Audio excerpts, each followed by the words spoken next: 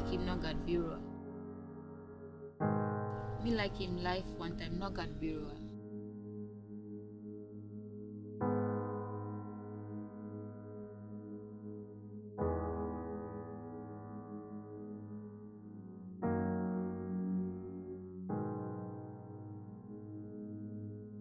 Markets are fundamental because people have to have places where they are allowed to vend. But most markets are very much neglected by all levels of government, and that is a big problem. For women, they're essential because it's where they can hopefully go in a safe environment. Because as a group, you should be safer than you are as an individual vendor.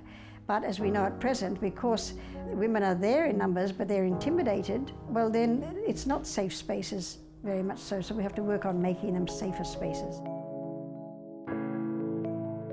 The Safe Cities program in Port Moresby focuses on making public markets safe, clean and inclusive, not only for the general public, but in particular for women and girls.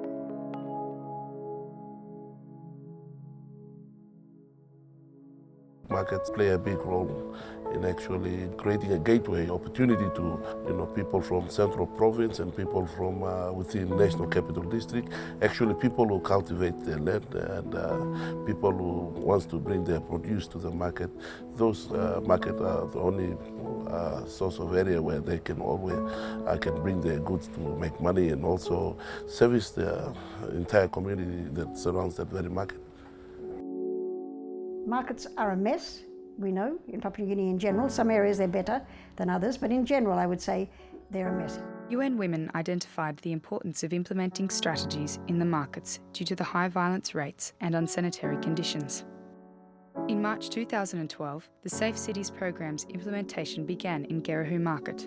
Gerehu Market was prioritised as the first intervention site that we would go to because of the severity of violence that was occurring, especially to women and girls. The problem that we have encountered at Gerehu Market, we have problem in our public toilets. Like women have been harassment in the public toilet, and when women are in the market and the market securities cannot handle the matter where there are drunkards in there, that's where violence come up, and my women are not safe. The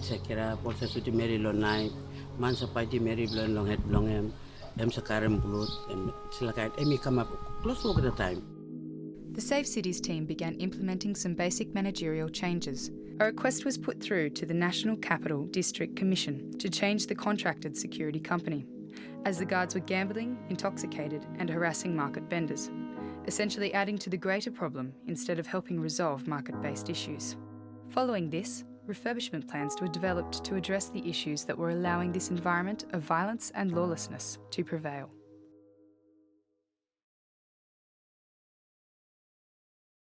Before the Safe Cities program started working in Gerehu Market as its first pilot, there was an illegal shelter set up here, and there was an illegal fence also being built all around the toilets, which obviously prevented anybody else from seeing what was going on. And we also got a number of reports that transactional sex was occurring inside the toilets. Well, this is the female toilet, so it'll be basically retiled and new equipment put in, including cisterns, toilets and wash basins. And also we'll be replacing the wooden lats that are up above here, which separate the male and female toilets with steel mesh. Prior to the Safe Cities program, there was no water available. Before they used drums, I used to put 44-gallon drum outside to fill the water up full. After using the toilet, they wash their hands. But now we are happy to have taps like this. And I make sure nobody spoils it. With the funding that was available, we've designed a space that will create more visibility for people coming in and out so that the women and girls feel safe to use the toilets. You can see that this ramp where people used to put their rubbish here, it was a bit steep for the cleaner to bring the rubbish up. So we bring this bit up, so now you can see that you will have easy access to the rubbish up there. One of the main things that was discussed with the market vendors was that they didn't feel safe using the shelter area and the benches because it was hard to sit on them. If someone came running and took one of their produce, they couldn't run after them. It was uncomfortable to sit. Tables were too high. It was too dark in here, so this is where the gambling and drug selling and consumption happened. So what we've designed is an area that allows for more light to come in, and then chairs that are more comfortable for the vendors, and they can get in and out easily to protect their goods and sell with more ease. Because we get the water from the toilet side as well to wash the vegetables and stuff. So I think when these things are fixed now, I think we should be okay. Their only water supply has been a tap, which has been dysfunctional for quite a significant amount of time. All of the pipes had been stolen and broken, so now there's 8 drops where women and men can come and wash their vegetables and sell them clean. What we're trying to do is to secure the outside of the fence. Putting a retaining wall underneath the fence, all the razor wire across the top will be replaced, and the whole perimeter of the marketplace completely sealed so it's safe to work within the market area.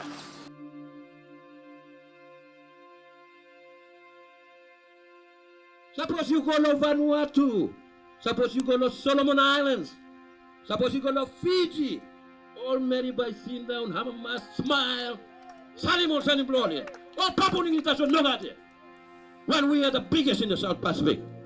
We should be on the front line, and our women should be safe and secure to sell their stuff, instead of them being the targets of all something that's happening. We men and everybody, we should be feeling better, ashamed about it, that we're doing this to our women. The first time refurbishment or maintenance comes to this market, so people are excited, people are looking forward to this new market, and hopefully they'll take care of it. Where this development came in, and we are very happy. It's good. The space is a bit bigger now, and it looks more neat than the previous ones. We are just so happy to see that mainly the toilet is fixed now, and we can use the toilet properly and at least have a good time at the market now.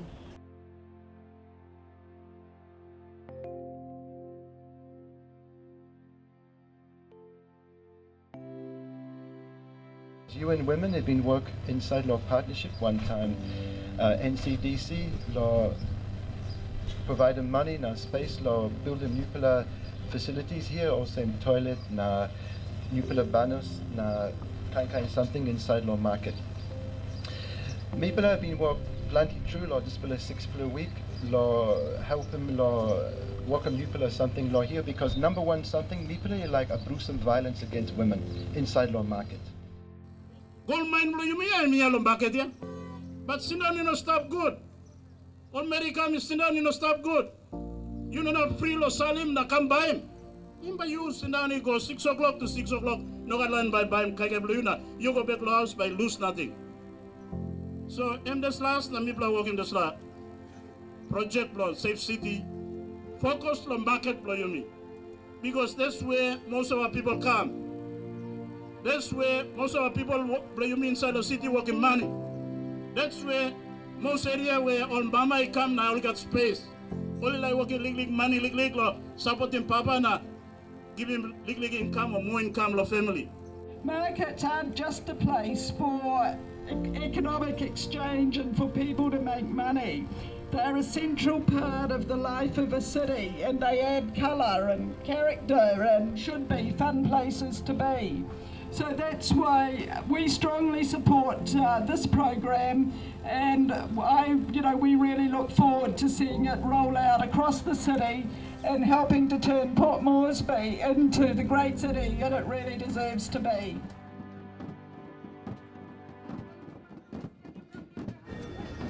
Reach those goals and values. Well done, well done.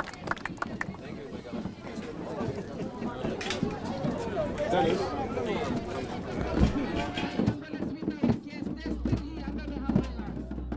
Safe Cities interventions will be rolled out in Gordon's Market in 2013 in order to start addressing the issues of violence and sanitation.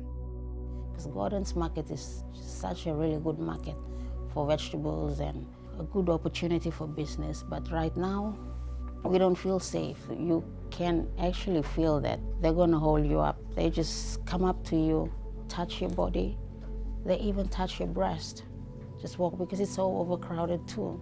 Some they take advantage of older people, but mostly it's girls and women that they target because they're the most vulnerable. Gordon's main market is the one that is having a lot of security risk because that is the only market that you will see a lot of people congregated around, and it is the main wholesale market that the wholesale producers from the local villages comes in from the central province and the nearby settlements of the city. They come in to sell their current produce. The only ground or space left for gardening is the higher grounds, like it's going up to the hillside where it's getting too far and we cannot go there anymore to do gardening. So we have to go to Gordon's Market. That's where all the goods from the villages, central province, they bring their goods from the village and they come and sell in bags, and we have to buy them from there. In October of 2012, Safe Cities planned for a small food fair at Gordon's Market. The purpose behind the fair was to reveal to the market users the intrinsic links between consumption of local produce, access to economic resources, and the hindering factors that limit people's access to these, such as sexual violence, ethnic conflict, as well as poor hygiene and sanitation. During the 3 days World Food Day activity, I did a lot of awareness in the market and I got a lot of support from the women. And now the message has already gone out and women are looking forward and towards what's going to happen in the market. A couple of weeks before the event started, a gang rape occurred outside Gordon's Market.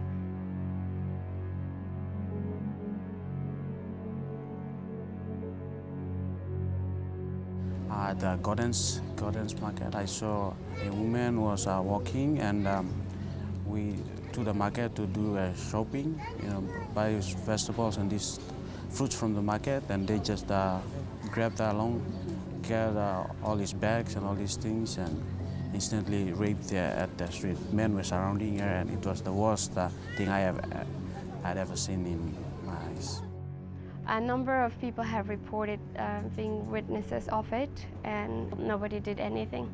I didn't do anything. I got nothing to do because I got no option. They were drunk, they were armed with knives, small knives, these things. I've received reports from the community after World Food Day events of a gang rape of a young girl inside the market at the kiosks. So I was in there. I had to stop it, but I couldn't. I tried, but didn't happen. They had to really bash the girl out and touch her and really spoil her. The police denies that the gang rape of this woman happened, and they said that she was just stripped. So whether this was a stripping or a gang rape of a woman, no woman should be experiencing this type of violence in their homes or in the public space. A number of interventions are yet to be designed to address issues of violence against women and girls. Tax collection in the markets attributes to this violence and leads to loss of income and disputes in the marketplace. Yeah, market mi place I can buy money na come inside it. So toilet mi place I go buy money na mi place toilet. One kina lo sem one pla round mi place go inside lo toilet. 2 round em 2 kina mi place buy mi place make him all same. Na ino sa good pla. O se mi place buy gate na mi place come inside so get something o se mi place mas one me. No one else apart from NCDC to collect tax. That's illegal. If they happen to come around here, advise me. I'll get the police to come and arrest the guy because he's stealing. Ombla kam kisim go narapla tax collector kam kisim. So we some time we me pla karim big pla kai kai milika me pla in big pla lo kai kai. Rice nothing fish dolphin do me pla. Sometimes when we bring little outside disturbing market do me pla. Because there's too many tax collectors in here. We me pla no say filiama mas to mas. A bill pay system linked to a mobile wallet will be developed so that market vendors can pay their market fees via their phone. This will reduce the risk of vendors being robbed, abused, and asked for fees illegally. The government will then obtain the revenue generated and maintain existing infrastructure and market services to ensure a clean and safe environment for all individuals concerned. We have focused within the market area, that is the formal sector.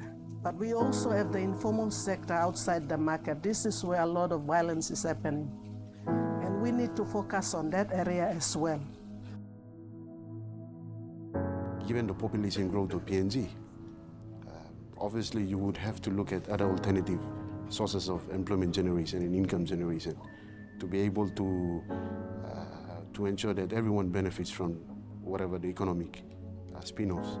Because if that's not in place, you would find that only few people will be benefiting through the formal sector, while the rest of the population will be just basically left behind. And that can be very catastrophic for a country like PNG, where people will start, getting into law and order and all sorts of activities might come about. There are other major challenges with the informal economy that have an impact on the program's ability to address issues of violence, inclusivity, health and sanitation. The sale of betel nut, for example, is the fastest revenue-generating activity in the capital city and provides a living to entire families across Papua New Guinea. However, the environment associated with the sale of the betel nut has been identified as a significant social and environmental challenge. We block at boy market outside, street sales outside time. And some violence happen anytime. Anytime. But now I'm not at market outside, so and safe now. Mama sit on the market na ban big house. The National Capital District is implementing regulations to prohibit and limit the amount of betel nut selling in general marketplaces, aiming to make them exclusively for fresh produce and seafood. Suppose mibla rausi mogra mol mibla movie mol kage lan tasol all boys mibla ne bambla gze mibla no wog lan mibla za extreme strong lo boy nanda mibla live on this la mibla salim boy na extreme proper land bam school bi na mibla rendi mouse na plan something mibla live on this land boy nanda so suppose mibla rausi mibla bagowe. We have 3 designated places for the betel nut vendors. One is at Tokora Market, one is at Hola Market, and one is at Bonatuna Market. We always advise those vendors anywhere around the city that you have to go to those areas and do your betel nut sale. The selling of betel nut leads to a number of issues in regards to sanitation, health and safety due to people expectorating and dumping associated waste in the streets, leaving stains and spreading a number of diseases, in particular tuberculosis. All the rubbish at marketplace must be minimized because the rubbish are piling up every day from vendors. The more we leave the rubbish overnight, the next day it's still going to continue piling up again. So I want to make sure that every day the rubbish must be collected from the market. Hi, brother, you tell them our village is much cleaner than this city. Very true. Just tell them. Very true. That's the information I'm giving. This is one of the vendors coming from the village. He's just saying the village is much more cleaner than the urban market or urban car park area.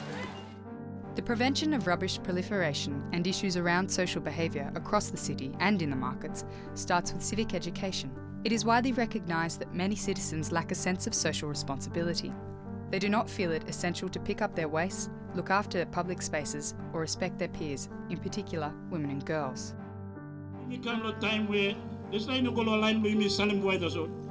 Even you plus sample line 2, sabe kilim you plan. Kind 2 degree, 3 degree, PhD, kind. You plan round no fancy cable you plan. Come lo bus stop, junction or traffic light. When in glass go down, na speed go out. Throw my skin out. Coca-Cola 2 go out. You plan miss same lo you plan. You must lead by example to all the educated people here in the city. If you want it to improve and be a better place where you can build quality life, those who are highly educated must take the lead. But they are embarrassment to all of us. A considerable amount of awareness and civic education has to be undertaken to address these social issues, as well as the institutionalisation of proper planning, management of waste and market operations in general.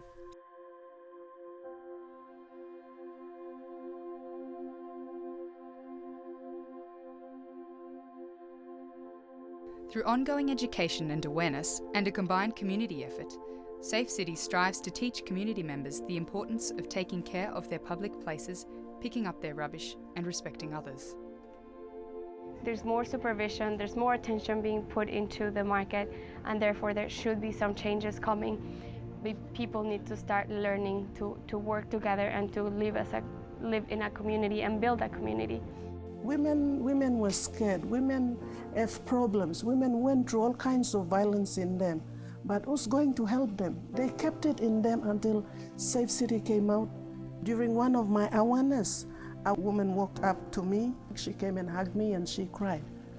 And I turned around and I saw her and I said, what's wrong with you? And she said, you know, I'm happy about what Safe City is doing. We have been facing that problem for a long time. And what you said on the stage up there, you know, you won my heart. So what Safe City is doing is really touching the heart of the women. We are making a breakthrough for the mothers. If the market is safe, the securities are so tough with the people who are not, you know, doing the right things in the market, and if they maintain it, and if they are so consistent with what they are doing, people will come to learn that if they do something wrong, they'll be caught. Schooling man, schooling Mary, when I'm right all this stuff, kind of similar. Educate him more, make him plan the awareness more. We make more people will understand the same. We plan to marry nothing, we plan to marry got number 2. You have a mother and you have a sister too in your family. And the woman or lady or girl that you are abusing is same as your mother. So you must respect her because after all you have a mother. A market that is safe for women and girls is a market that is safe for all.